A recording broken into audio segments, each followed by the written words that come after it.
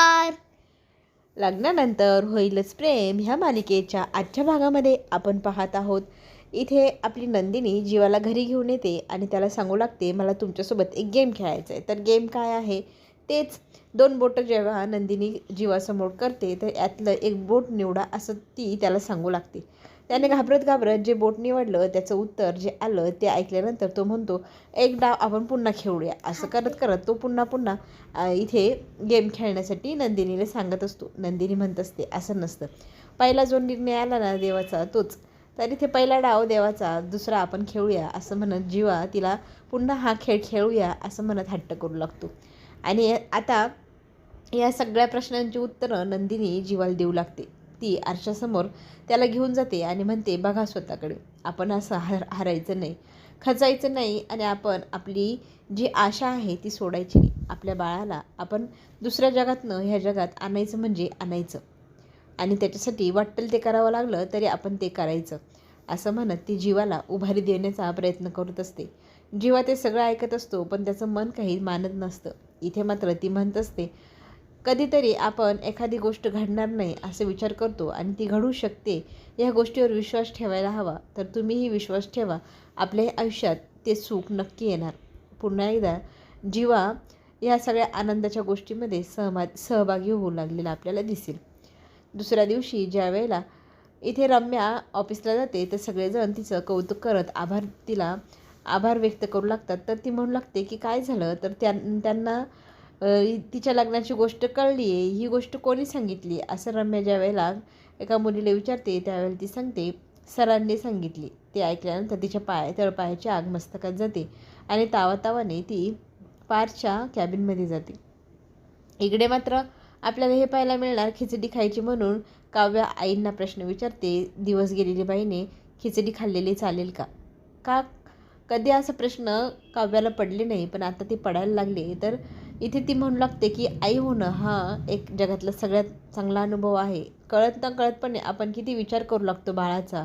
आई झाल्यापासून आपल्या मनात बाळाला हे चालेल का, बाळाने खाल्लं चालेल का, असे कितीतरी प्रश्न पडू लागतात. तर तू आज खिचडी खाऊ शकते पण तुला त्याच्यासोबत कोशिंबीरही खावं लागेल तरच मिळेल. तर ती म्हणते ओके चालेल. आणि माझ्या नवऱ्याला पण खिचडी किती आवडते, त्यांनी खाल्ली की नाही.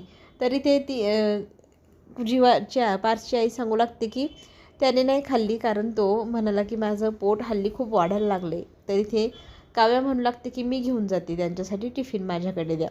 इकडे रम्या चिडलेली असते, कॅबिनमध्ये खाडकन घुसते आणि पार्थसोबत भांडणार. त्याच वेळेला तिची नजर विजयवरती पडते. विजयला पाहून ती म्हणू लागते, तुम्ही इथे कसे आले? तर तो म्हणू लागतो की आमचं दोघांचं भांडण झालं, आम्ही मिटवायचं ठरवलं. तर पार्थ म्हणतो, मी ना फालुदा खायलाच त्याला इथे बोलवून घेतलं, आपल्या ऑफिससमोर किती छान फालुदा भेटतो. विजय सांगू लागतो की ह्या ऑफिसमध्ये मला इतका आज मान मिळाला, इतकं कौतुक झालं ना माझं जावई म्हणून. खरंच तुझे खूप लाड केलेले ह्या लोकांनी, देशमुखांनी. तुझ्यासाठी प्रत्येकजण किती आनंदी आहे. ऑफिसमध्ये जेव्हापासून सगळ्यांना कळले तुझं माझं लग्न होणार आहे, सगळेजण मला स्पेशल ट्रीटमेंट देत आहे. ही गोष्ट ऐकल्यानंतर रम्या आता पार्थकडे पाहू लागते आणि पार्थला इथे विजय विचारू लागतो की आम्ही दोघं थोडा वेळ बाहेर जाऊ का? तर लगेच पार्थ होकार देतो आणि बाहेर विजय गेल्यानंतर रम्या त्याच्याशी भांडू लागते की तुला काय गरज होती त्याला होकार द्यायची, मला नाही जायचं त्याच्यासोबत, तू कशाला सगळ्या ऑफिसला सांगितलं की आमच्या दोघांचं लग्न होणार आहे. त्यावेळेला पार्थ तिला आठवण करून देतो की आपल्या आयुष्यात चांगली गोष्ट घडणार आहे तर त्या गोष्टीत आपल्या सगळ्या लोकांना सहभागी करायला काय हरकत आहे. बघ ना, कालच तो माझ्या आयुष्यात येणाऱ्या बातमीची सगळीकडे पसारा करून ठेवला, तरी मी काय म्हणालो का? नाही ना. इथे रम्याला बरोबर टॉन्ट दिलेला असतो पार्थने आणि चांगलीच रम्याची चिडचिड झालेली असते.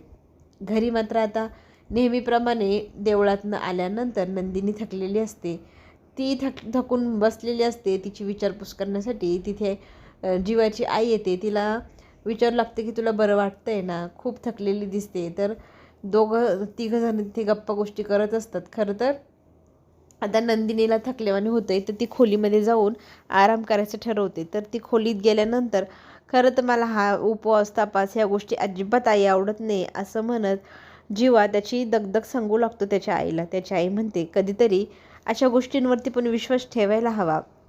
देवाची काही मनात इच्छा असली आणि ती जर पूर्ण करायची त्याने ठरवलेली असेल तर ती होऊ पण शकते ना. तू का असा हरतोयस का कुणास ठाऊक. मलाही वाटतं चमत्कार होऊ शकतात, तुमच्याही आयुष्यात चमत्कार घडू शकतो ना. इकडे आपल्याला पाहायला मिळेल की काव्या ऑफिसमध्ये गेल्यानंतर सगळेजण तिचं अभिनंदन करतात. काव्या विचारू लागते कशाबद्दल, तर बाळ होणारी ही गोष्ट ऑफिसमध्ये पसरली आणि ती कोणी पसरवली तर पार्थने. हे ऐकल्यानंतर तिची पण चिडचिड होते. तावातावाने ती पार्थच्या कॅबिनमध्ये जाते. आतमध्ये गेल्यानंतर ती डबा आपटते आणि पाहते तर तिथे एक लेडी बसलेली असते त्यांच्या ऑफिसमध्ये काम करणारी. तिला 7वा महिना असतो. तर मॅनेजरचं म्हणणं असतं हिला 7वा महिना आहे, हिला दगदग होण्यापेक्षा आपण हिला 6 महिन्याची लीव देऊन टाकू. ही गोष्ट ऐकल्यानंतर ती बाई तिच्या मनातली गोष्ट सांगू लागते की मला सुट्टी नको आहे, मी 9 महिने पण येऊ शकते जॉबला, नंतर माझं मी मॅनेज करून सगळं काही करू शकते, तर मला सुट्ट्या नको आहे. तर इथे काव्या म्हणू लागते ती आई होणार आहे म्हणून तिला सुट्टी देत आहे, तिला नको आहे, ती एक बाई आहे, ती आई होऊ शकते, तर ती सगळं काही सांभाळू शकते असं म्हणत तिला ऑफिसमध्ये तिला हवं तोपर्यंत येऊ द्या असं काव्य सांगते. आणि इथे आपल्याला हे पण पाहायला मिळेल की सगळेजण घरी आलेले असतात. घरी आल्यानंतर इथे एक कॉल येतो पार्थला आणि आपलं सरप्राईज रेडी आहे, येत आहे असं म्हणत. काय सरप्राईज येणार घरात, सगळ्यांना प्रश्न पडलेला आहे. पुढील भागामध्ये आपल्याला हे पाहायला मिळणार, रम्या घरी विजयसोबत येते आणि विजयने एक मोठा बॉम्बच टाकला रम्यावरती. आता रम्या त्या प्रश्नाचं उत्तर काय देणार तेही पुढील भागातच पाहायला मिळणार. आणि नंदिनीच्या मागोमाग आता जीवा पण मंदिरांमध्ये पायपीट करू लागलाय, तेही बिना चपलाचं अनवाणी. आणि ह्या दोघांच्या कष्टाचं फळ यांना मिळणार. डॉक्टर त्यांना रिपोर्ट सांगायला येतात की तुमची मागची रिपोर्ट हे चुकीचे होते आणि आत्ता जे रिपोर्ट आलेले आहे त्या रिपोर्टनुसार तुमच्या आयुष्यात काय होणार हे सगळं पाहण्यासाठी आपण चॅनलला लाईक करा, सबस्क्राईब करा. पुढील भागात आपल्याला कळेलच. तोपर्यंत धन्यवाद.